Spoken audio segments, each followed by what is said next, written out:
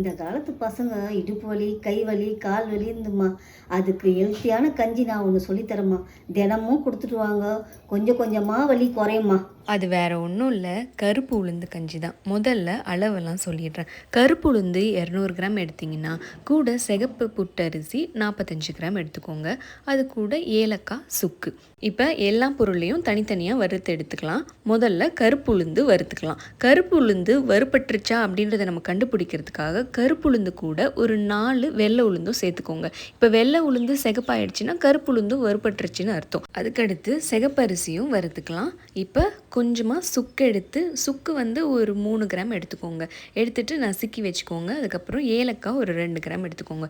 இப்போ இது எல்லாத்தையும் நல்லா ஆற விட்டுட்டு மிக்ஸி ஜாரில் போட்டு நல்லா ஃபைன் பவுடராக அரைச்சிக்கோங்க. அரைச்சதுக்கப்புறமா கொஞ்சம் குறைன்னு இருந்துச்சுன்னா ஜலிச்சு சேர்த்துக்கோங்க. இந்த கஞ்சி வாரத்தில் 2லேருந்து 3 நாள் குடிச்சிட்டு வாங்க.